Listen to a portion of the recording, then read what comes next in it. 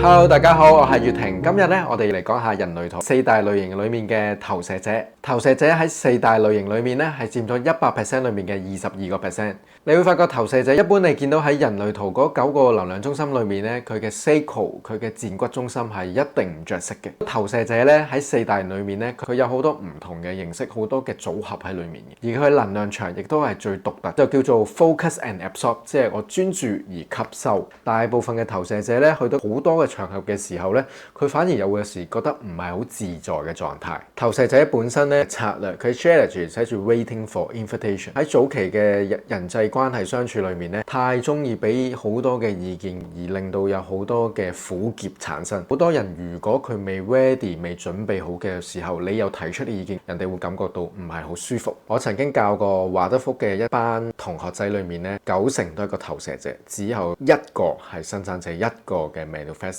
呢一班亦都係最出名咧、最多嘢講嘅一班。所以我發現咧，投射者最原本嘅自己係好中意好多嘢分享啦，亦都本身係一個好好嘅觀察者。所以佢觀察嗰件事，佢希望啲佢睇到嘅嘢能夠又話俾你大家聽，我哋可以點樣行一個方向。個投射者最適合做嘅工作就係老師啦、一啲 consultant 啦、諮詢嘅工作啦、顧問嘅工作啦、指導型嘅工作。投射者嘅策略咧係等待被邀請。討論嘅，哇！我要等待都幾麻煩㗎，我都唔知等到幾時，或者究竟邊個人係啱，咩時機係啱。我認為最重要一樣嘢，投射者點解要 waiting for invitation 呢？主要嘅原因都係佢太容易喺人哋未準備好嘅底下，佢就提供意見，所以先至要 waiting for invitation。投射者唔一定係被動嘅，只係佢需要喺適當嘅時候去指導他人，唔好喺個唔啱嘅時機裏面去提供佢嘅意見。當佢同一班嘅朋友去傾偈嘅時候咧，最好嘅就係佢只係分享緊佢想分享嘅嘢，而未必係你要點樣去做。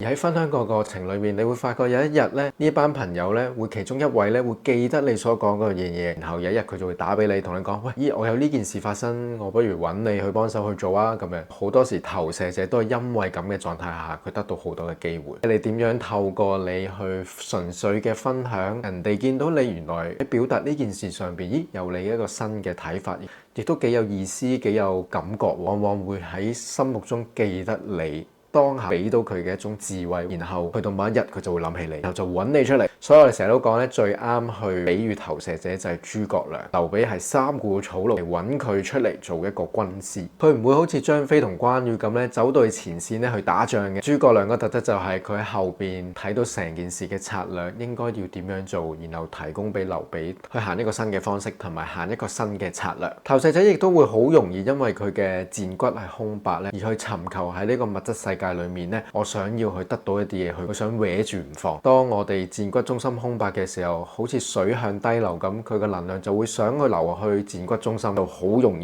易就會想不斷去工作。所以就要回到翻去佢嘅內在權威，又或者係佢嘅策略，點樣去決定佢當下嗰件事情應唔應該去做。你發覺投射者本身就係一個好特別嘅特質嚟嘅，佢要專注喺人哋度，但係又要活出佢嘅獨特性。另一方面就係佢又要被動，但係又要主動去分享佢自己嘅動機。有好多人對投射者有個評價嘅就係講多過做。的而且確嚟講，用諸葛亮嗰個例子就係你發覺佢愛嚟提供策略嘅啫，佢唔係出嚟打仗嗰個嚟嘅。尤其係有投射者小朋友嘅媽媽、爸爸，我就會同佢講，喺佢早年啊好細個嘅時候咧，俾多啲用手去工作，或者係俾多啲佢身體嘅活動佢，令佢喺呢個世界裏面咧有一個根基去實踐去做一啲事情。因為佢呢咁嘅經驗，或者係佢透過佢雙手嘅建立嘅意志力，會令到一個投射者咧更加容易發揮到佢嘅策略，因為佢曾經經驗過嗰個事情。呢樣嘢亦都令到個投射者更加紮實。呢個係我見過好多投射者嘅小朋友，如果佢爸爸媽媽亦都係俾咗好多嘅機會佢去嘗試，俾咗好多嘅鼓勵佢去嘗試一啲事情嘅時候，就會更加喺佢10幾歲至20幾歲打後嘅日子裏面，佢更加好從容有自信去表達佢自己嘅洞見。呢個對一個投射者嘅成長嚟講係非常之重要嘅。而家好多大人嘅投射者咧，基本上咧佢可能會偏向比較靜，唔係咁容易去主動去表達自己嘅意見。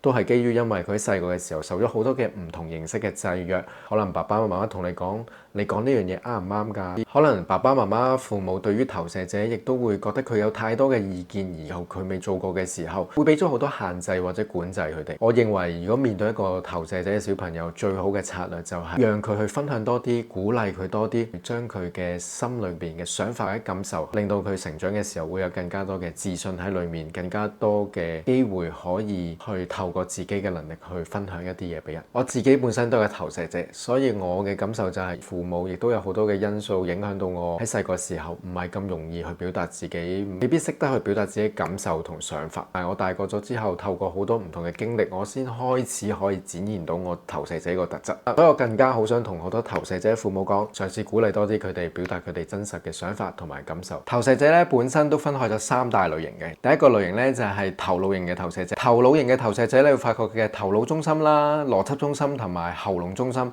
是但兩格連埋可以着得到嘅話，佢都係一個頭腦嘅投射者。而喉嚨中心以下嘅位置冇一個能量中心係有定義同埋有着色嘅，就會被定義為一個頭腦型嘅投射者。頭腦型嘅投射者咧最特別嘅地方咧就係唔好相信自己嘅頭腦去決定事情。呢個係好有趣嘅，因為本身頭腦型嘅投射者佢嘅頭腦嗰部分就係好有能力喺思考嗰方面。人類圖亦都講我哋頭腦唔係我哋嘅生命嘅主導，我哋生命嘅主導喺我哋身體裏面嘅其他嘅位置，亦都唔係外在呢個世界嘅主導。係你會發覺頭腦型投射者佢嘅內在權威一定係寫住冇內在權威嘅意思就係要聆聽晒大家嘅，然後綜合大家嘅意見，然之後去做嗰個決定。呢個決定會更加令一個 mental projector 會更加喺一個社群裏面得到大家嘅認可啦，亦都更加容易能夠發揮到佢自己分享佢頭腦上嘅洞見。另一種嘅投射者就係能量型投射者。你會發覺佢嘅動力中心有1格或以上着色或者係被定義嘅話咧，佢就係一個能量型投射者。顧名思義咧，投射者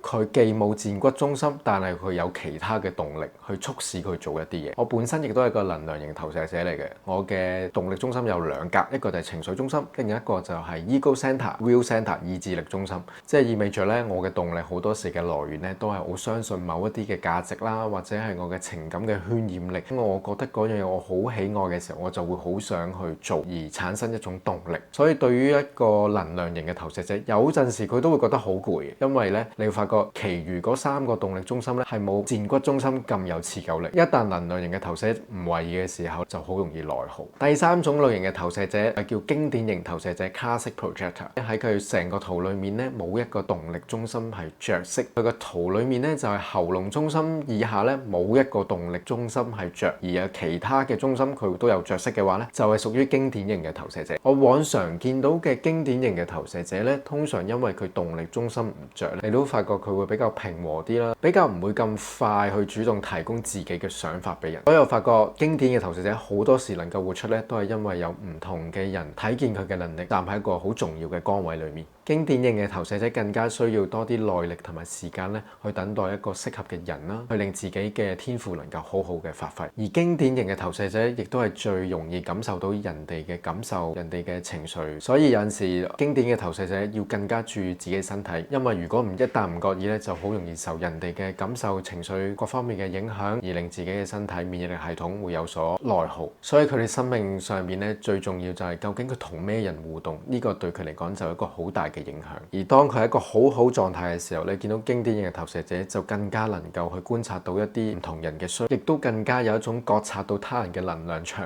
同埋佢嘅能力嘅天賦喺裏面。今日我哋簡單地咧介紹咗投射者嘅特質，我哋下一集咧會再講多啲投射者同投射者之間嘅相處究竟係要點樣嘅。多謝大家。